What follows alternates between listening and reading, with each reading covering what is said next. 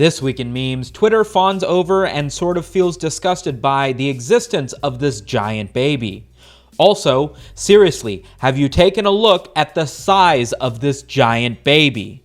And last but not least, I'm not joking, seriously, what's wrong with this toddler? He is an absolute unit of a giant baby.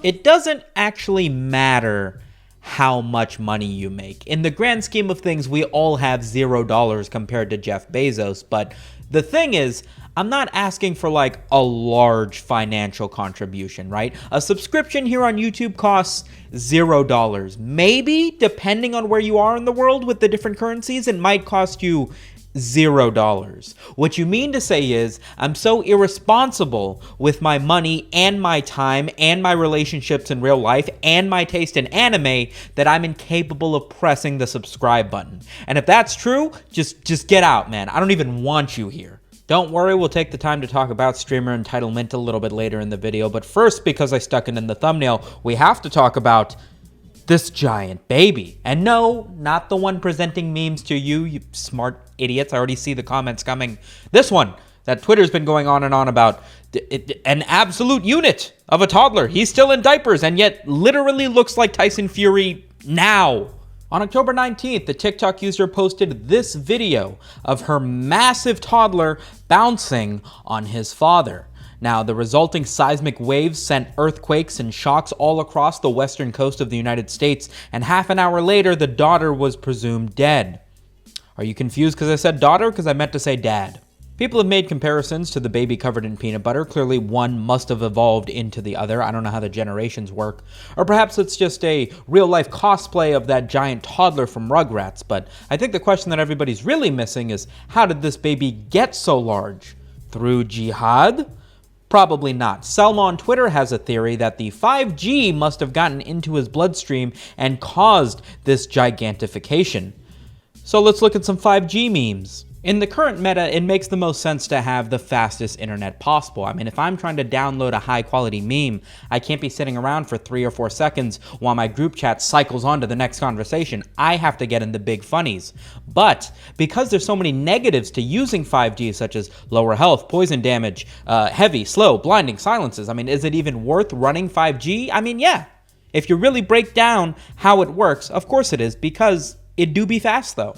Now, there have been a lot of people that have been very concerned with the implementation of 5G for seemingly good reason. I mean, you see pictures like this going around and thinking, hey, if there's hazmat suits when they're installing these 5G things, I mean, they can't be good for you, can it?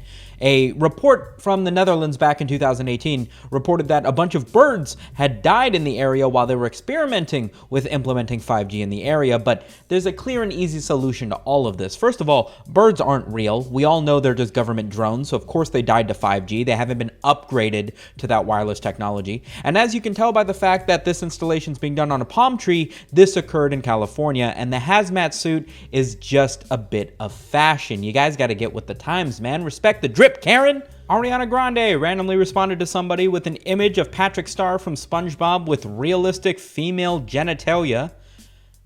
I'll say it one more time. Ariana Grande posted on Twitter a picture of Patrick Star with realistic female genitalia. I would love to say that this meme has some spicy variations, but like, if anything, it's just a tribute to just how crazy everybody's going given this coronavirus situation. We all want to hate on celebrities for their unrealistic comparisons of their mansions feeling like prison. But Ariana Grande, a beam of light in the otherwise darkness, provides a real correlation where I just don't care anymore. I'm rich, I'm famous, doesn't feel like it. Let's post on Twitter. Here's a related meme on how I imagine Ariana Grande washes her hands after posting such a foul, foul meme.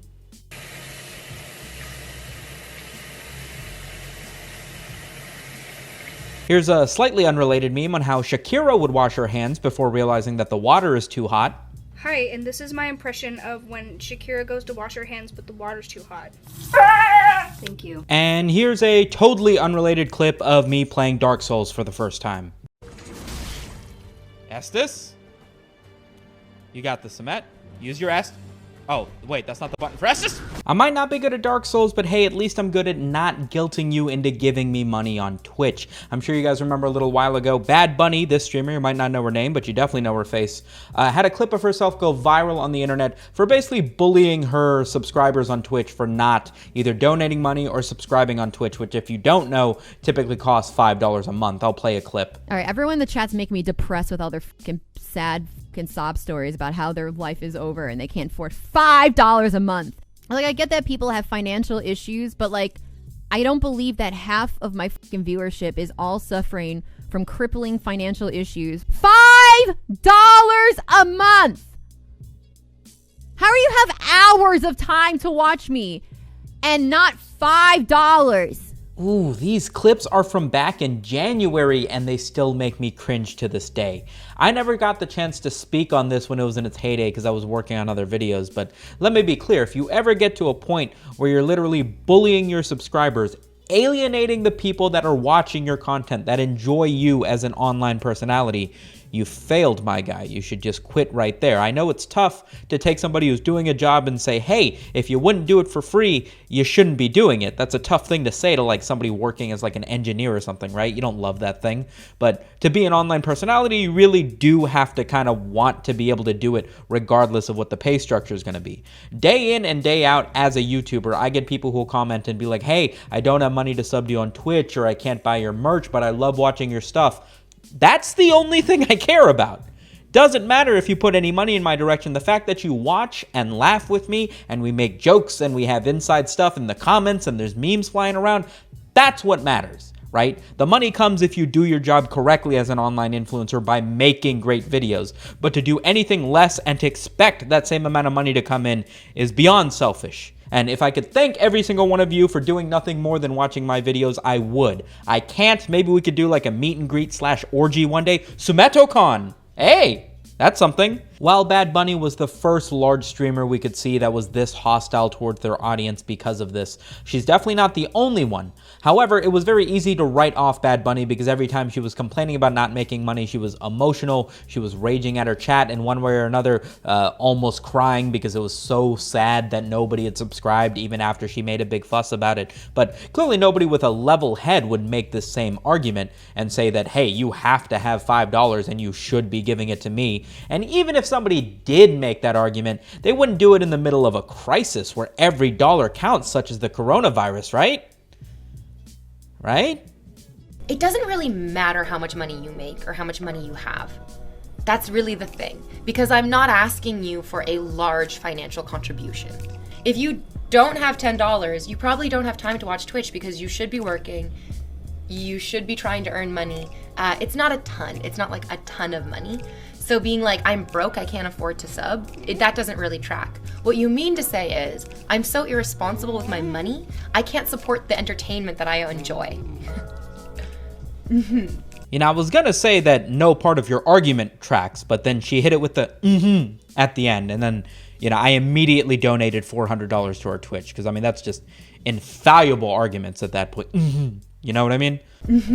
Financial domination, known as money slavery or findom, is a fetish, in particular a practice of dominance and submission, or a submissive known as a finsub or pay pig or human ATM will give gifts and money to the financial dominant, known as a findom or money dom or cash master. Financial domination is the word that's thrown around when talking about this Twitch streamer quite a bit because she seems so level-headed in her argument. She's not speaking out of passion or rage or in the heat of the moment like Bad Bunny was. She's clearly had this premeditated idea of what she expects out of her audience, and she stands by her points. But no time in thinking this through did it click in her head that maybe it's a bad idea to make people watching you and enjoying your content feel bad for not donating money, a choice that's up to them. This just annoyed. Listen, if you only care about the people who are giving you money, and you only want the people giving you money to be the ones who see you, you shouldn't be on Twitch, a free platform. You might be better off on OnlyFans.com. Oi, bruv, I've had my OnlyFans set up, yeah, with me nudes and that. It's quite cheap, innit? £5 to see me bum. Rather stupid not to, right then? Cheers. There were reports earlier this week that Kim Jong-un was in grave condition after some major surgery, according to a South Korean publicist. But after they reported that they weren't 100% sure on the details of the situation, and Kim Jong-un might in fact just be sick or not sick, this isn't the most concrete evidence whatsoever for me to do a report on, but I already made the crab rape video, so I mean, whatever, let's just dance to it anyway, yeah?